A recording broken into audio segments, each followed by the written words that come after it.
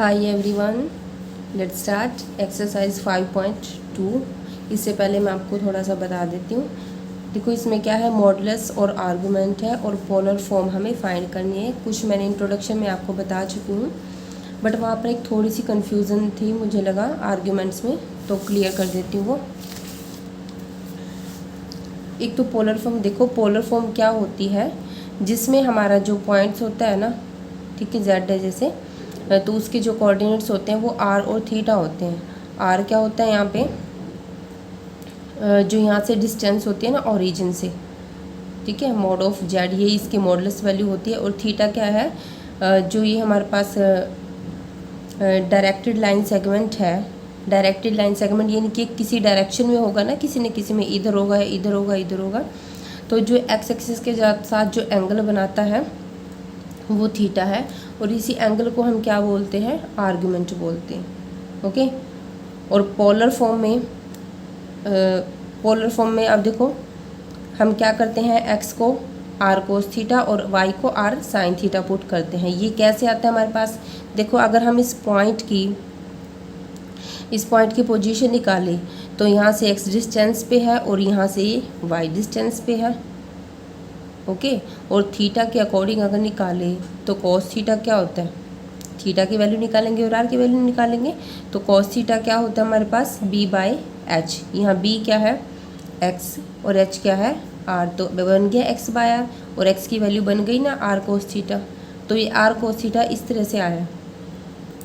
और are sine theta, अब देखो वाई का रह गया हमारा, तो आर साइन थीटा क्या होता है, पी बाई एच, यानी कि वाई बाई आर। तो वाई की वैल्यू क्या होगी, आर को उस तरफ ले जाओ, आर साइन थीटा। तो ये कोस थीटा और साइन थीटा यहाँ से आए हैं। और पोल क्या होते हैं, जिसे पोलर फॉर्म बोले हैं ना, पोल क्या होते हैं, ओरिजिन। ओके। जिसे पोल के चारों तरफ घूम सकते हैं, वो एक सेंटर लगा लो। इसी तरह से हमारा जो डायरेक्टली लाइन सेगमेंट होता है, किसी भी पॉइंट का कॉम्प्लेक्स नंबर लगा लो, तो ठीक है, ये कहीं भी हो सकता है, सेकंड क्वाड्रेंट में, थर्ड में या फोर्थ में। अब सम देखिए, find the modulus and the argument of each of the complex number in exercise 1 to 2। ठीक है, ये वाला करेंगे हम मेथड। जेड हमें ये गिवन है -1 माइनस आइटा रूट 3। सबसे पहले इसको कंपेयर करेंगे, z equal to x plus iota y के साथ। यहाँ से x की वैल्यू -1, y की वैल्यू -3 है। तो मॉडुलस ऑफ z आपको पता है ये क्या होता है, under root x square plus y square. और ये कैसे आता है, ये यहाँ से आता है। हमने क्या किया था, x क्या था -1, तो आर कोस थीटा, y क्या था -√3 आर साइन थीटा हमने पुट किया। स्केयरिंग और एडिंग करेंगे तो हमारे पास, ठीक है, ये क्या बन जाएगा, आर स्क्वायर कॉमन आ जाएगा, कोस के थीटा साइन के थीटा 1 होता है, और यहाँ से इसको सोल्व किया तो 1 आ गया, और यहाँ से रूट उधर चला गया तो ये 4 हो गया। तो हुआ ना, जो आर है वो क्या हो गया, अंडर रूट में x square plus y square. Okay. तो यहाँ पे डायरेक्ट यूज़ कर लिया मैंने, और यहाँ पे एक्स वाई की वैल्यू पुट कर दी, तो आर की वैल्यू आ गई हमारी 2। ठीक है। अब सबसे जो इम्पोर्टेंट चीज़ है, ठीक है, जिसमें बच्चे कंफ्यूज होते हैं, वो क्या है, आर्गुमेंट। आर्गुमेंट हम कैसे निकालते हैं, देखो उसके लिए हमें एक एंगल निकालना होता है, अल्फ़ा। अल्फ़ा क्या होता है, जो हमारा फर्स्ट क्वाड्रेंट में साइन और कोस, ठीक है, जो एंगल बनाते हैं फर्स्ट क्वाड्रेंट में, ठीक है, वो अल्फ़ा होता है हमारा।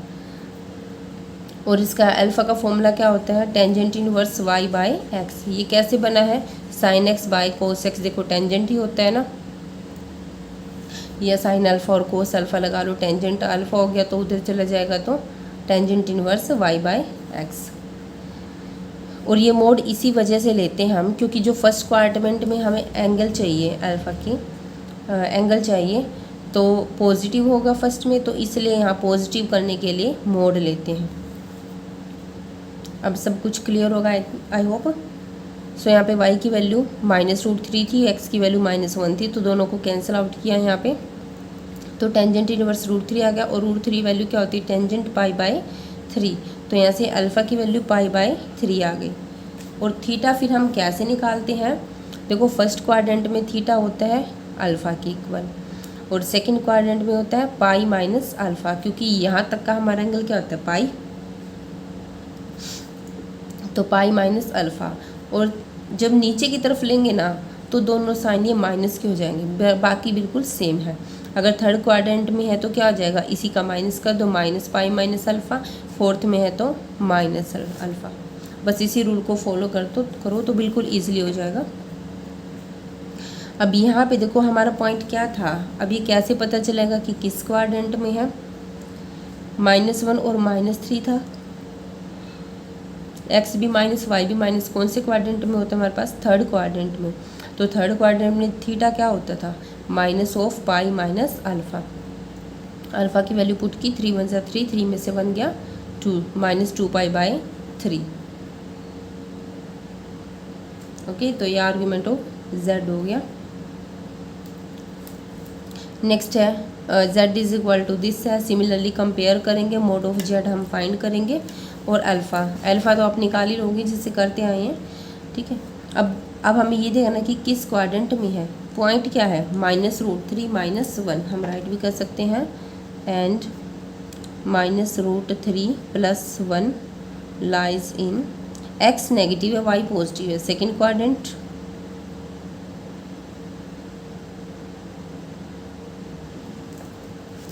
ओके, तो आर्गुमेंट ऑफ जेड क्या होता है, थीटा। थीटा सेकेंड क्वाड्रेंट में क्या था, पाई माइनस अल्फ़ा। तो पाई माइनस पाई/6, 6 में 6, 6 में से 1 गया 5 पाई/6। नेक्स्ट है convert each of the complex number given in exercise 3 to 8 in the polar form. Polar form मैंने बताया था ना, साइन कोस वाली। सो जेड यहाँ गिवन है 1 - आयोटा। कंपेयर करेंगे z + z = x + iota y के साथ, x = 1, y = -1। तो पोलर फॉर्म के लिए x को क्या पुट करेंगे, r cos थीटा, y को r sin थीटा, स्केयरिंग और एडिंग करेंगे तो हमारे पास ये आ जाएगा r² की वैल्यू √x² + y²। तो x और y की वैल्यू पुट कर दी, इनका स्केयर कर दिया तो क्या आ गया, r की वैल्यू √2 आ गई। ओके, अब हमें क्या निकालना है, देखो इसकी नीड नहीं है हमें, r की वैल्यू हम बाद में इकट्ठी पुट कर देंगे। अब हमें क्या चाहिए, थीटा की वैल्यू चाहिए, यानी कि आर्गुमेंट ऑफ z। तो उसके लिए अल्फ़ा निकालेंगे। Alpha = tangent inverse y/x। y की वैल्यू 1 थी, x की -1 थी, सॉरी y की -1 थी, x की +1 थी। सो क्या आ जाएगा, 1/1 1, लेकिन मोड की वजह से प्लस का हो गया। और 1 वैल्यू टेंजेंट की पाई/4 पर होती है, तो अल्फ़ा क्या आ गया हमारे पास, पाई/4।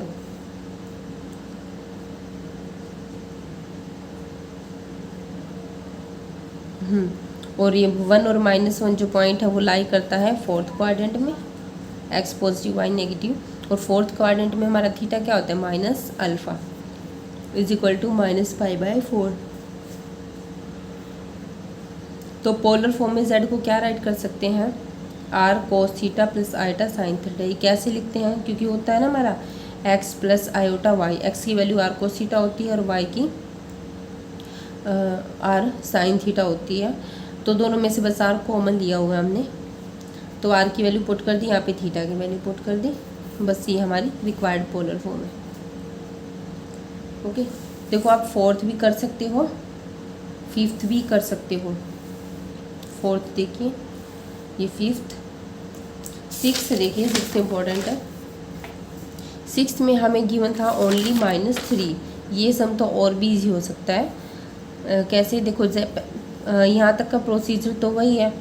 अगर यहाँ पे आयोटा नहीं है तो हम राइट कर लेंगे -3 + 0 iota, comparing with z = x + iota y, x = -3 and y = 0।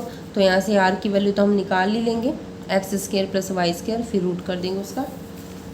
Okay, और x को r cos थीटा पुट किया, y को r sin थीटा पुट किया, तो r की वैल्यू आ गई 3। अब इसमें देखो अल्फ़ा की हमें नीड नहीं है, क्यों नहीं है, क्योंकि ये रूल है। देखो अगर हमारे पास, एक सेकेंड, y की वैल्यू क्या है, 0 है हमारे पास। अब -3 x -3 y 0 पॉइंट कहाँ लाई करेगा, पाई वाली लाइन पे। तो अगर इस लाइन पे है ना, ठीक है, यहाँ पॉइंट है तो एंगल क्या बनेगा हमारा, पाई ही बनेगा। ठीक है, ध्यान रखना इसमें हमें माइनस पाई नहीं लेना, क्योंकि जो हमारा थीटा बिलोंग करता है ना प्रिंसिपल आर्गूमेंट, वो माइनस पाई पे ओपन इंटरवल होता है एंड पाई पे क्लोज इंटरवल, इसलिए माइनस पाई को इंक्लूड नहीं करना। सो यहाँ पे थीटा डायरेक्टली क्या आ जाएगा, पाई आ जाएगा। सो बस आर की वैल्यू हमारे पास आ गई थी, तो z is equal to 3 cos pi plus iota sine y. ठीक है, 7th भी आप कर सकते हो पहले की तरह ये। अब 8th देखिए, 8th में हमें क्या गिवन है, ओनली आयोटा गिवन है, तो हम क्या राइट कर सकते हैं इसको, 0 प्लस आयोटा। इसको अगर कंपेयर करें z is equal to x plus iota y के साथ, तो x की वैल्यू 0, y की वैल्यू 1। x को पुट करेंगे r कोस थीटा, y को पुट करेंगे r साइन थीटा। ठीक है, r आप पहले की तरह निकाल लोगे। ओके, r डायरेक्टली भी आप निकाल सकते हो, ये इतना बड़ा लंबा चौड़ा काम करने की ज़रूरत नहीं है, मैंने वैसे करके दिखाया हुआ आपको। अब देखो हमारे पास पॉइंट क्या है, 0 1, यानी कि x 0 और y 1 है, तो y एक्सिस पे आएगा। ठीक है, ये क्या है 1 है, तो हमारा जो एंगल होगा वो क्या होगा 90 डिग्री का, क्योंकि हमारा जो डायरेक्टेड लाइन सेगमेंट है वो ऐसे बनेगा ना पूरा, तो एंगल क्या है दिख रहा है हमें, x 0 y एक्सिस पे होती है, तो हमारा एंगल क्या है 90 डिग्री का, इनकी π/2, तो डायरेक्टली थीटा की वैल्यू π/2 आ गई। सो z की वैल्यू क्या आ जाएगी, r cos theta plus iota sine theta, r की वैल्यू 1 थी, cos π/2 प्लस आइटा साइन π/2। ठीक है, which is the required polar form. That's all, hope कि आपको समझ आया होगा।